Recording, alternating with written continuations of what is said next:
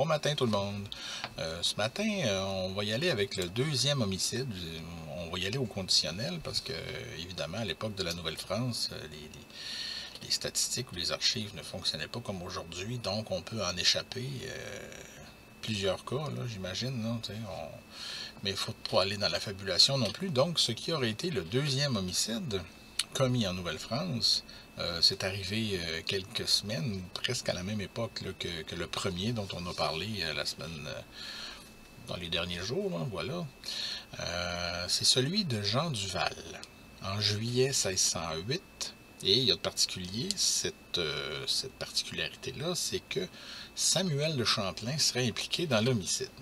Là, évidemment, les historiens ont parlé souvent, le bon Jacques Lacourcière et compagnie, ont parlé déjà de cet incident-là. Donc, c'est que Jean Duval a comploté pour se débarrasser de Samuel de Champlain avec d'autres colons, parce qu'on comprend qu'en juillet 1608, Champlain venait s'installer pour fonder la ville de Québec.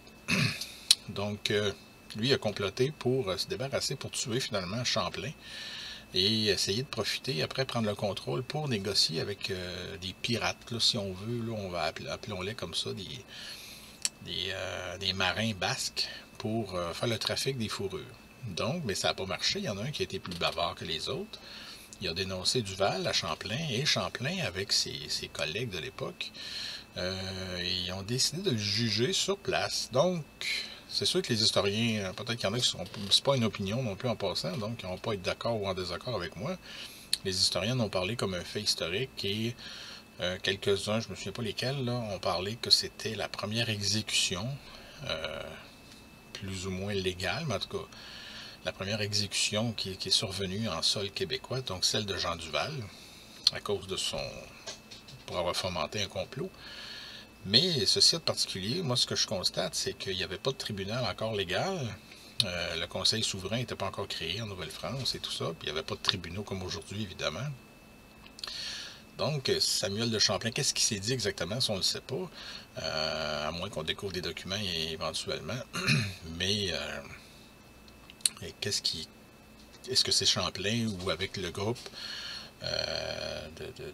d'hommes qui avaient avec lui qui ont décidé ça, d'exécuter Jean Duval, mais ça reste que sans tribunaux, pour mes yeux à moi, et pour le projet que je suis en train de mettre sur pied, je considère ça comme un homicide. Donc c'est pas parce que dans le projet que je suis en train de faire, les exécutions légales, je les compte pas comme des homicides, là. C'est une sentence, mais dans ce cas-là, vu qu'il n'y avait pas de tribunaux, tout ça, donc ils ont décidé, au lieu de... Parce que, par exemple, il aurait pu retourner Jean Duval en France pour le juger là-bas. Donc, c'est un homicide, à mes yeux, à moi, qui a été fait par pendaison.